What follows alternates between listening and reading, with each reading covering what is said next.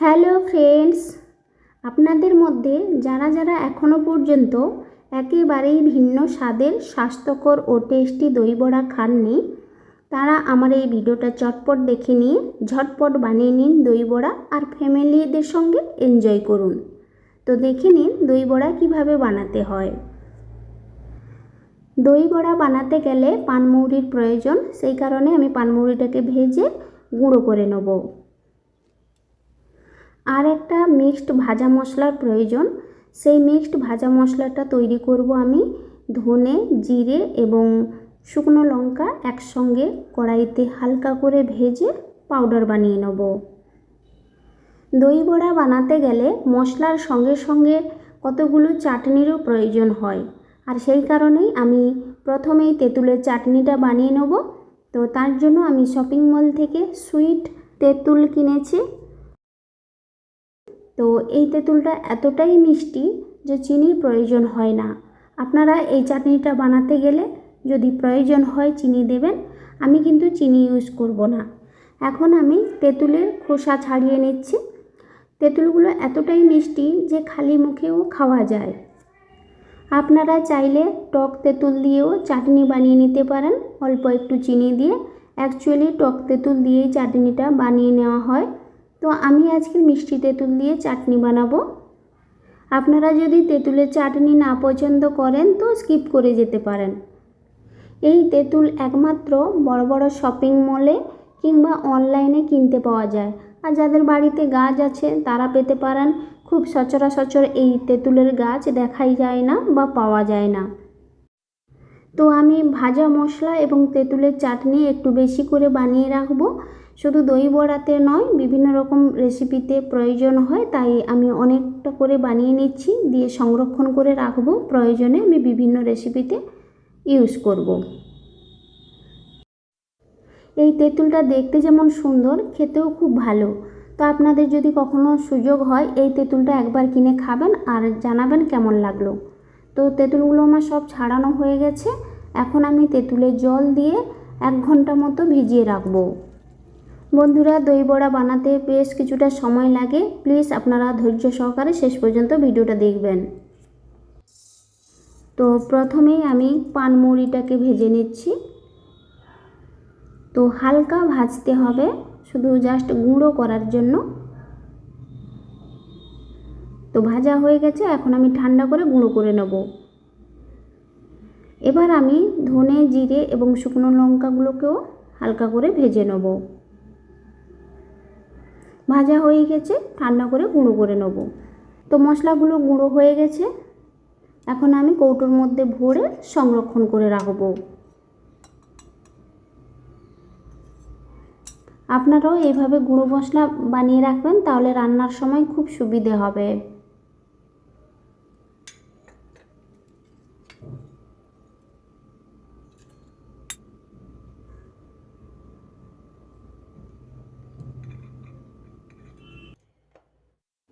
এক ঘন্টার পর ফিরে এলাম। তো এখন আমি তেঁতুলগুলোকে চটকে তেঁতুলের পাল্পগুলো বের করে নেব।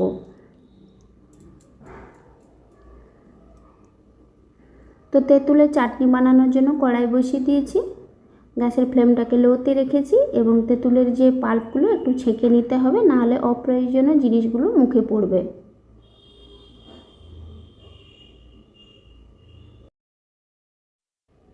এখন আমি গ্যাসের ফ্লেমটাকে বাড়িয়ে কমিয়ে এইভাবে তেঁতুলের পাল্পটাকে আমি ফুটিয়ে অর্ধেক করে নেব।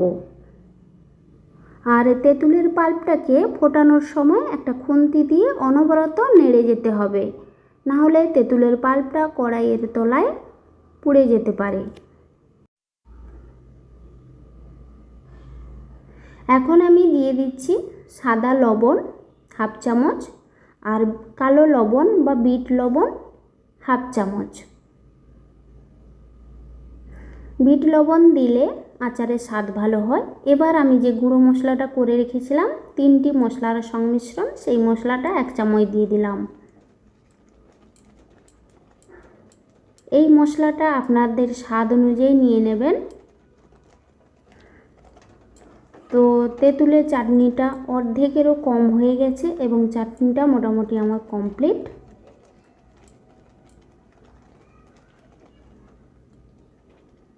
তো দেখুন বন্ধুরা, তেঁতুলের চাটনিটা কত সুন্দর হয়েছে, আর আমি চিনি একেবারেই ইউজ করিনি।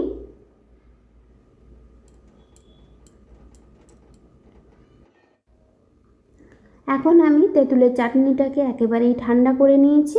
এবার কৌটোয় ভরে সংরক্ষণ করে রাখবো। এখন আমি চলে যাব দই বড়া বানানোর নেক্সট প্রসেসে। তো দই বড়া বানাতে গেলে মেন যে উপকরণের প্রয়োজন হয় সেটা হচ্ছে বিউলির ডাল। তো আমি এখানে 350 গ্রাম বিউলির ডাল নিয়েছি, আর এটাকে সকাল 7টার সময় ভিজিয়েছিলাম। এখন বাজে বিকেল 4টে। তো প্রায় 10 ঘন্টার মতো আমি ভিজিয়ে রেখেছিলাম। তো দেখুন বন্ধুরা, বিউলির ডালের দুটো পাট একদম খুলে গেছে। তো আমি বিকেলেই দই বড়াটা বানাচ্ছি আর আপনাদের সঙ্গে শেয়ার করছি। এখন আমি বিউলির ডালের জল ঝরিয়ে বিউলির ডালটাকে আমি একটা স্মুথ পেস্ট বানিয়ে নেব, ঠিক যেই রকম আমরা বিউলির ডালের নকশা বড়ি দিয়ে থাকি। তো পেস্ট হয়ে গেছে। এখন আমি মিশিয়ে দিচ্ছি পেস্টের সঙ্গে, সেটা হচ্ছে ভেজে রাখা পানমৌরি, একটু আদা বাটা আর স্বাদ মতো লবণ। এবারে বিউলির ডালটাকে ভালো করে ফেটিয়ে নিতে হবে, ঠিক যেইভাবে আমরা নকশা বড়ি দিতে গেলে ফেটিয়ে নিই। যতক্ষণ না হালকা হয় আর সাদা হয় ততক্ষণ পর্যন্ত ফাটাতে থাকবো। প্রায় 10 থেকে 15 মিনিট এইভাবেই ফাটাতে থাকবো। তো আমি এই দই বড়ার ব্যাটারটাকে একটু পাতলা রেখেছি, সে কারণে কি হবে, দই বড়াটা খুবই সফট হবে। আপনারা যদি চান দই বড়াটা একটু শক্ত রাখতে, তাহলে জল কম দিয়ে আর একটু শক্ত করে দই বড়ার ব্যাটারটা তৈরি করে নেবেন।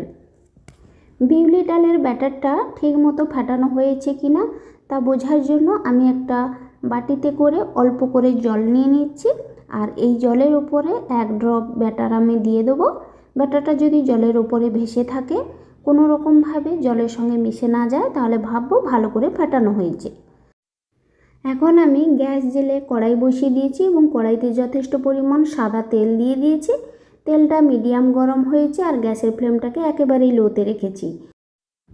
এখন আমি বিউলির ডালের ব্যাটারকে বড় বড় বল আকারে তেলের মধ্যে দিয়ে দিচ্ছি। আপনারা আপনাদের পছন্দ মতো বল বা বড়া তৈরি করে নেবেন। এখন আমি একটা চা চামচের সাহায্যে গরম তেল বড়ার উপরে একটু করে দিয়ে দিচ্ছি, যাতে উপরের লেয়ারটা তাড়াতাড়ি শক্ত হয়ে যায়।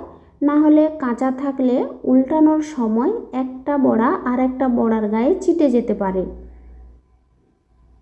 এই দইয়ের বড়াগুলো এতটাই হালকা হয় আর সফট হয় থার্মোকলের মতো, তাই সাবধানে এগুলোকে নাড়াচাড়া করতে হবে। দইয়ের বড়া ভাজতে খুব একটা সময় লাগে না, তো আমার এখানে 4 থেকে 5 মিনিট লেগেছে। তো আমি হালকা ব্রাউন করে ভেজে নিচ্ছি, আপনারা চাইলে আর একটু বেশি লাল করেও ভেজে নিতে পারেন। আপনারা দই বড়া ভাজার সময় গ্যাসের ফ্লেমটাকে একেবারেই লোতে রাখবেন, কারণ দই বড়া খুব হালকা হয়, সামান্য গরমেই তাড়াতাড়ি লাল হয়ে যায়। তো এই কথাটা আপনারা মাথায় রাখবেন। দই বড়াগুলো ভাজা হয়ে গেছে। এখন আমি এগুলোকে তেল থেকে ছেঁকে প্লেটে করে তুলে নেব।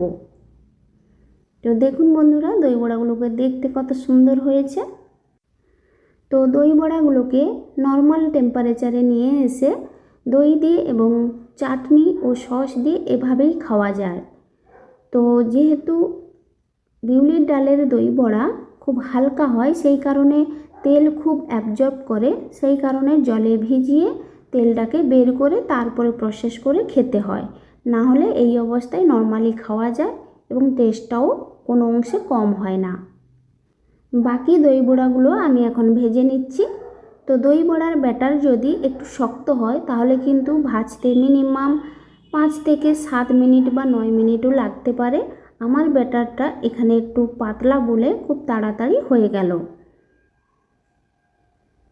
সবচেয়ে বেশি দই বড়া ভাজতে ভালো লাগে, সময়ও কম লাগে, আর যেমন খুশি তেলের মধ্যে দিয়ে দিলেই অটোমেটিক গোল হয়ে যায় আর খুব সুন্দরভাবে ফুলে ওঠে এবং ভাজাও সুন্দরভাবে হয়ে যায়। তো দই বড়াগুলো মোটামুটি 2 পিঠ ভাজা হয়ে গেছে ভালো করে। এখন আমি তেল থেকে ছেঁকে তুলে নেব।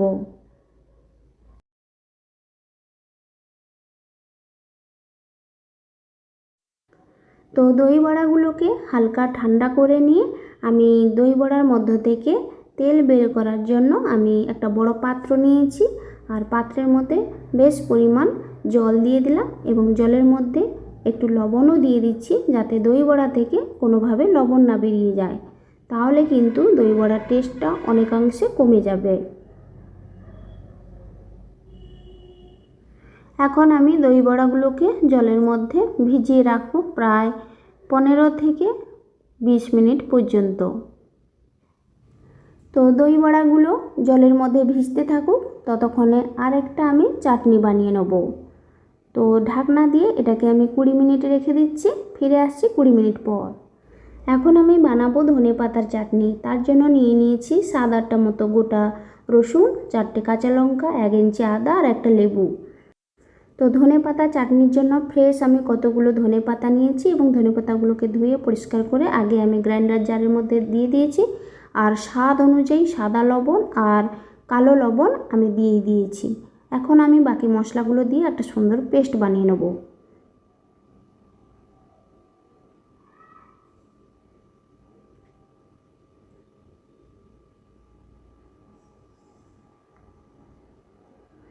তো আমার ধনেপাতার চাটনি কমপ্লিট।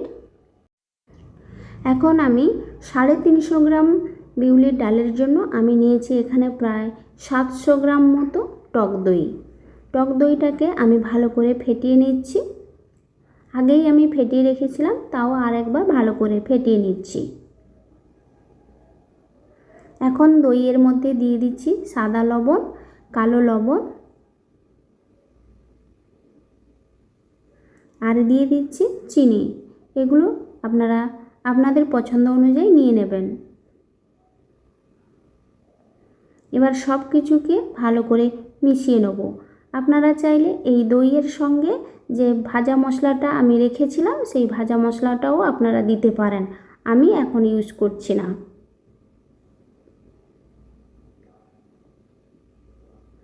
এখন আমি দই বড়াগুলো জল থেকে ছেঁকে দইয়ের মধ্যে দিয়ে দিচ্ছি। তো দইয়ের মধ্যে দেওয়ার আগে দই বড়াগুলোকে হালকা হাত দিয়ে চেপে চেপে জলগুলো বের করে তারপরে দইয়ের মধ্যে দিতে হবে, না হলে দই বড়ার মধ্যে ঢুকবে না।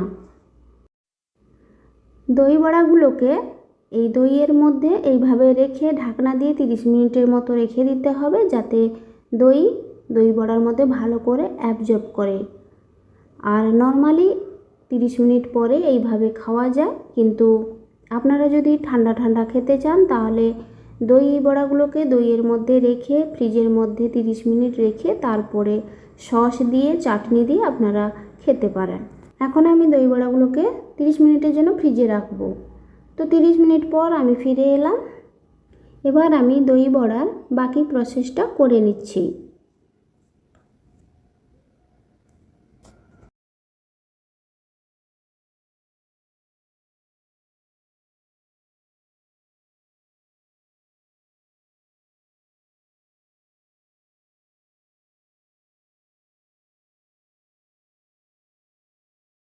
বড়াগুলো সাজানো হয়ে গেছে, এখন আমি দিয়ে দিচ্ছি দই।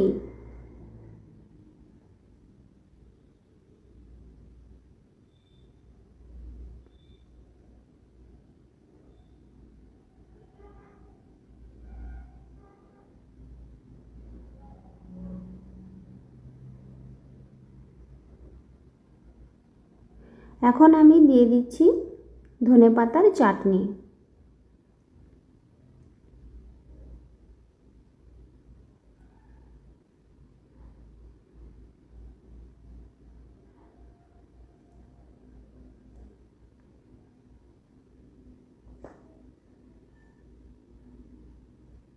এবার দিয়ে দিচ্ছি তেঁতুলের চাটনি।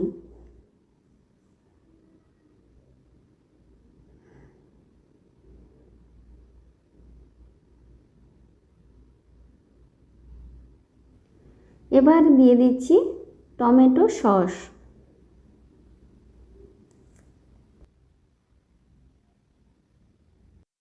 এখন দিয়ে দিচ্ছি ভেজে রাখা জিরে, ধনে এবং শুকনো লঙ্কার পাউডার। এবং আপনারা চাট মশলাও ব্যবহার করতে পারেন।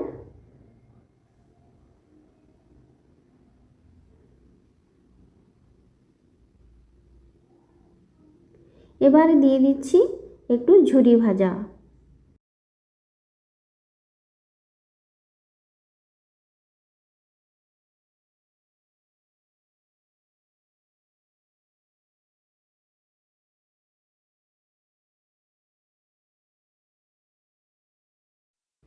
আর একটু দিয়ে দিচ্ছি ধনেপাতা কুচি। আপনারা চাইলে দেবেন, না চাইলে স্কিপ করবেন, যেহেতু ধনেপাতার চাটনি দেওয়া আছে।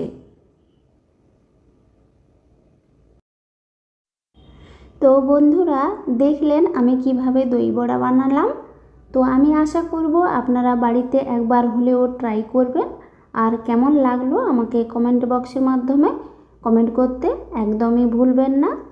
লাইক, শেয়ার, সাবস্ক্রাইব তো অবশ্যই করছেন। তো ভিডিওটা তাহলে আজকের এখানেই শেষ করছি। দেখা হচ্ছে নতুন কোনো ভিডিওর সাথে। ততক্ষণে আপনারা ভালো থাকুন, সুস্থ থাকুন। আর আমার এই ভিডিওটি দেখার জন্য অসংখ্য ধন্যবাদ।